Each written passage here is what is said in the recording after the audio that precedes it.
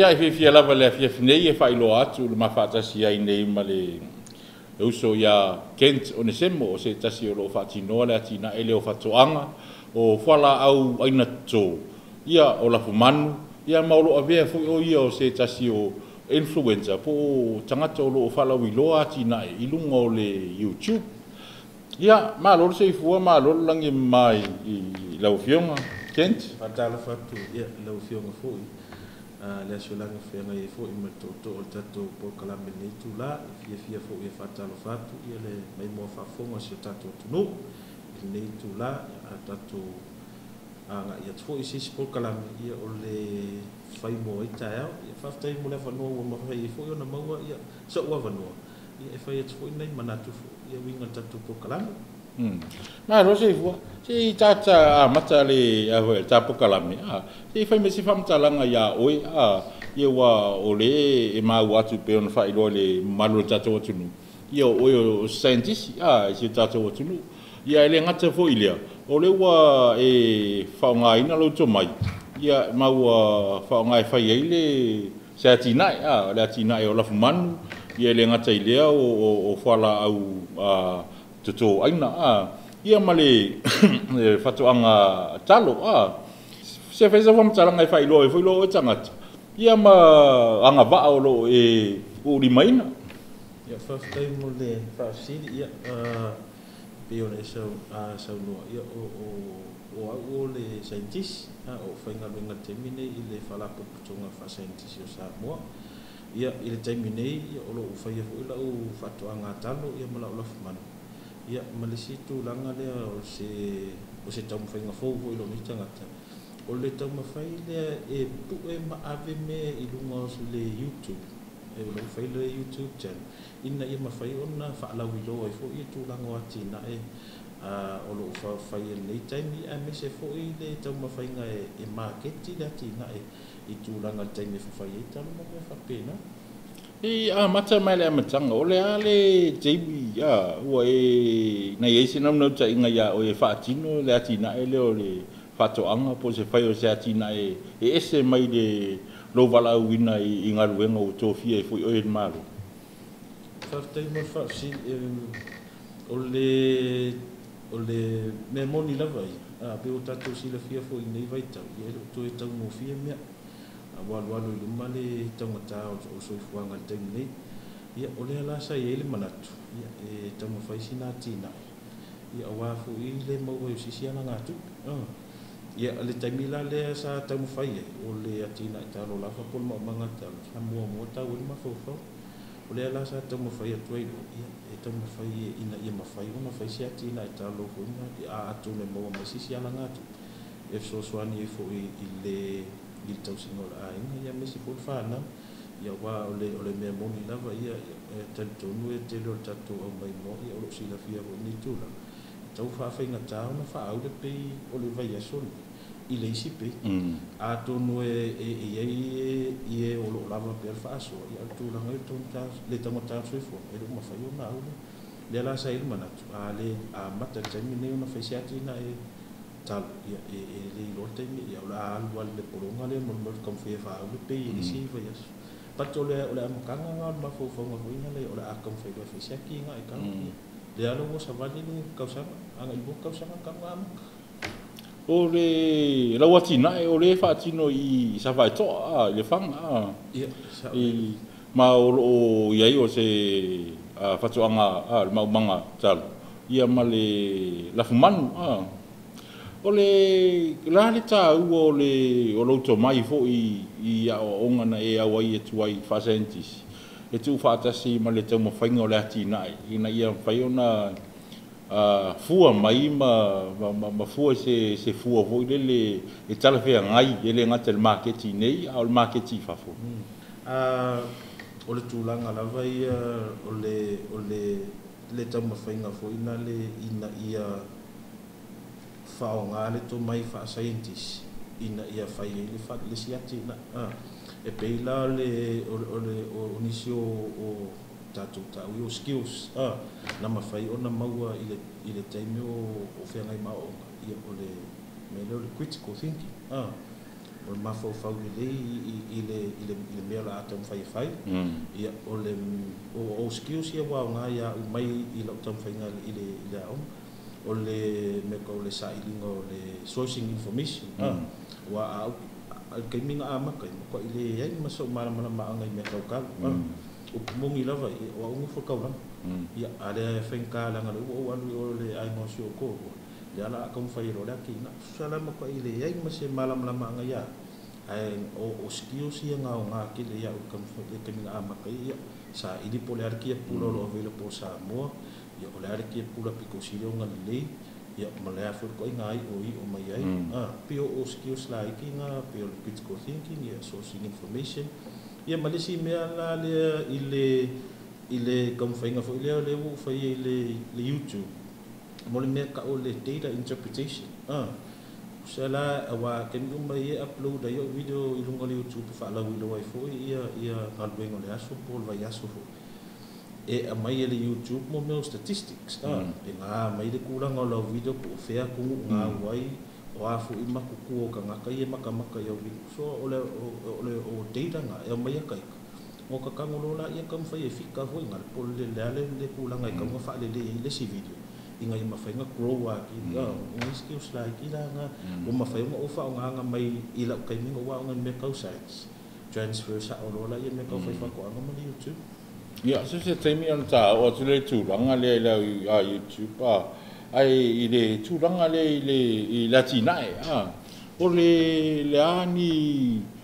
ya foi ya le fa ta ti yang o ta ti ai le latina foi ele ngata mai le amatanga lava o ani lu i tau ele ngata i fa mai ya o afu ya wai ele na tia turanga le o lo tele lava fa fi tau ia olo fea ngai matangata olo tamwhai ati na ele afu ia le talo ini sa mo ole asa oe e fata ati yanga o umo na fata ati mai talo le amatanga o mai temni ina ia mawhai ona fa fea ngai mawhai ona ole asa fata ati yanga o e fata ati ina ia mawhai ona tadi atu ilo i taun whawhitau ni. Ia whawhitai mo le whawhisin, ia la whitanga.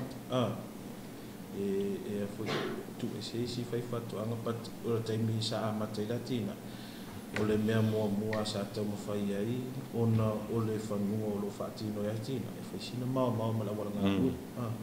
So o le mea mua sa tau mawhai, ia o se access road i le whanua. Ia le ala sa matu tam fai ai lo fo manisi o sui o le fo ai no se tolo e tale au fa nga ia le anga isi ia masoli mali ia kwala ia ka vale le au wala inga ia mafai ho o mo once lola ia nga mafai nga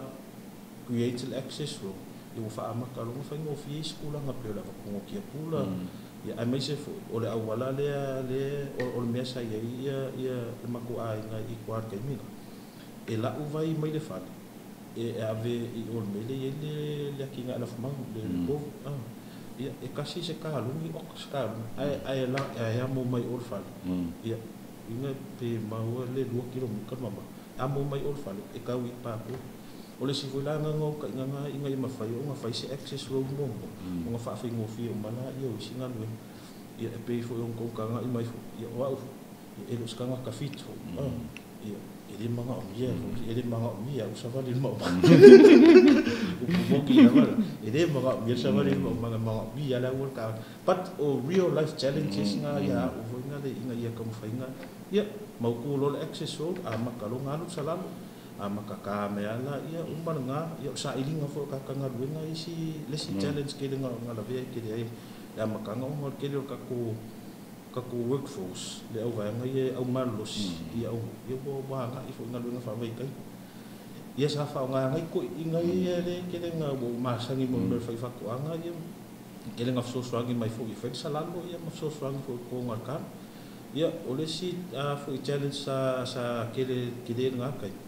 ole kam fa nga le sa i ngong ki pu e fa singa fa ke le singa di mo ko nga ka me le ki pu la afu ya asa ka mafai o ankia pula mo kam fe ko inga le ko inga ia mawhaiunga ola me lau vai o saola inga ua kupula challenge nga ole whawhikauringa ole mau kia pula sa kau mawhailoa o loanga o lola kau tilei lai kikila ia le whakuang koe sui lola ia whape ole ele sa whakuanga la mele la whai ar kau whainga whaola kia pula inga ia mawhailoa whakuanga kele o inga le ile isi la van masing so ole initial stage la nga sa kau whai inga le ia strategic le ni le whaka kia ngon me inga ia ungi ia alum mai maule ma alu si mai kupe ko inga ma kai miri ya lo pe se so so ngi inga nem ka ai tu langa le afu ia ile ole chepula le we cha ul vai nga le chepula ile wai le teleo ni si foi lu chau lo ilo o fa mai pe tu langa ni na fi si cha cho tu lu le ma o le tulanga le o lo mai a o ye ana isi ba e no le o le afu ya isi tu ai nga ta lo wa fia le tulanga le ai le tulanga le tau fa mai i me tu i la uea tina fa tai mo fa si i tulanga la vai o le tan i le tia pula le o ye le tai mi nei pe a fa tu sa i le tai mi sa fia tatu o tu no i le ila o vai ai faisina te le o le improvement ia ina nga kai mia ke ronga pe fa ko a lo pe ko ko sanga ke nga ve ia le fa ma ia ile fa ma ia le nga ko ka pat o pe pa o fai ka wai o pe pa le pe le usa pisa pa plus la ko research vai ke ni le o fai ka wai nga ia varieties nga o poli ku ai nga kalunga pe le ala fu sunrise o le afu ia tau sala sa moa puete ele ngolis le si ko nga ka so o isi nga ka nga ka mafai le afu ya le office of ka nga ka inga i mafai mo crossbreed e mau mai varieties fo le wa ya o ke nga o ke lo varieties le o ye ka mi ngi ka o ma fu mai o ngale o nga lu nga sa ka mafai o office of ka nga ka mi o ku la nga la le ye ka mi ngi o lo ye ya ka lo la me le but ele o ke le lo nga fia nga pe me sa le ile kulanga le kalo ile vai kaminga o nga uma fai o nga alau le kalo crossbreed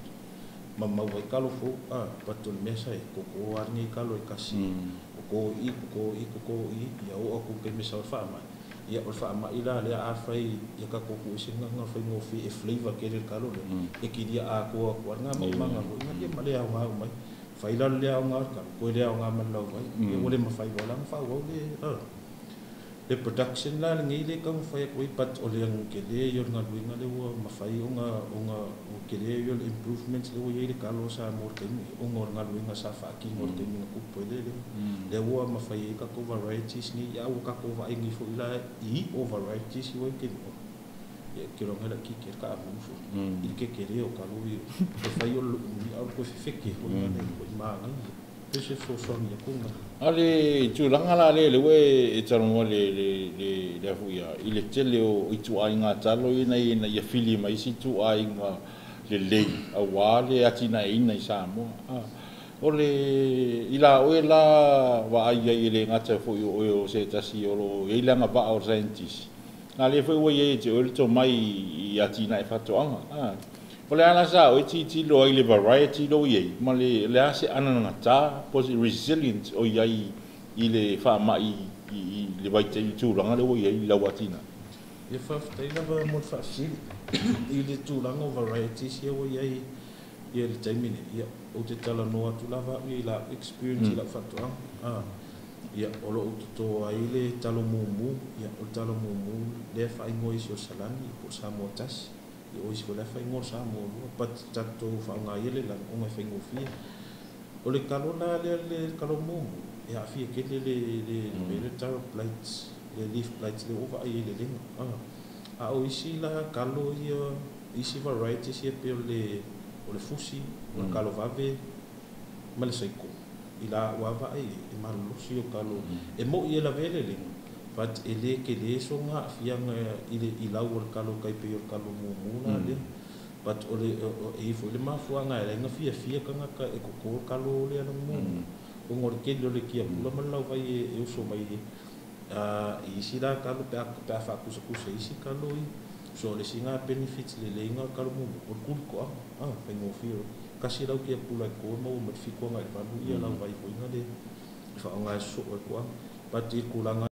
ai ole lenga male afia ngor ka ko ma ngai ale variety le mo work mingi e afu ia le anga ka fo ngale male ia kulanga le resilience ile farma ile ole le vangai anga sa ki musama fa ki mo kiranga ngai lo si la fia fo ka ko ia ole vai ka na ke ngale anga ka lo le fu ia ile le ko ngai pe se vector fo ngale e fa ave ia le fu ia le farma le sa over ai la first hand ile afia ngala ile ka lo mo ai over ai ko isi ka lo ia pe le fusi mar sai ko mar ka va vele ko ile kile sa afia so ngala ngulong ngai ole sa o le uma ngai ka ko varieties ni e mo yo la ya fia le pati le ko kile sa fia ngota ole le ale tudang ole afuia le lifespan ole Jamie fa tati il tong fa fai nga il mati matoi mata le psycho fo o la wati nai ama se le tudang ale tau tal le life cycle la ia le ole kalo e fu la va longa variety le mo ai ko ia ole mo ko ima ngai o variety se o mo wesa o ngor kulanga le ko i kalo pharmacy usala Afrika ko i kalo wa ia sa ia pharmacy ia kelonga ngak kasalo ko ngai mo i kausan ia ku fo la fa va ko ama kalis kausan pat o ngo introduce mai pharmacy ngai which is em fainga fa ia le lima ko le ngo mas ia e lua ko angai mo fai la ngai ke ngalu se let's say se eka kangola ia vai fa le eka ia e ma fainga ko le si ko ka eka mo farmasi ia fa kalila ia le skol mas ko le ko ka eka fa kalele skol mas ko le ko ka eka ia fa penga fo le si pe o le skol mas umar kausa ngai ke ai lau eka ai mangkola ngai ke ku fo la ngo mga fa fai ko ka eka le mai ku le fa va inga ima fa inga ko replenish le so yo mani nutrients ko inga usala e o mai la fa solo i lau ko ka eka mo ya ala already fo ko fa nga fo pe ku la nga le manga ya nga variety si o ke lu ma fa yo nga lua pe ko fo ala ya au ko nga venga mo kausa usala ole fai ngala nga le mo ke fai ke mingi e como fai ngala fai poloka ai se va poloka wal ma singa e se kalo e fa ma singa e di ma singa inga ia como fai ale e foi e steady supply o kalo kausa di manga ambiente foi ngala mo le ole fai maior ka mo wala makiki kasi ke mi supply ai mo ko sin ya wali sika e o como fai ngala nga fa so le ia vai ngor fa inga ia continuous ale sa pala yon kalo fo ngale usala le saikola nga e ke la se me le fa le nga ile van ma singa fa solo nga ya uma fo la ia kasi kausa nga ko fa ba wa ia ko ama ka fo la ia ko ole turanga tau ma ke ki ole ase turanga o ia ile ma ke ki fo e wa ile ngata le fa tingono va ile ngata le wa ile ngata le va ngale le fa tinongo ole tu ilalu nya ole tausi ia ma o te me fafai ai foi nga duenga foi le su e le me e anga ia ni pe na mau mai la tu pepe ona e fa so mai e ma fuanga nga la ona na e fa tino le atina o le atu la ngolo ia le ma ke ti e anga ia le mau mang fa te mo fa si o te mine ia o le ai o le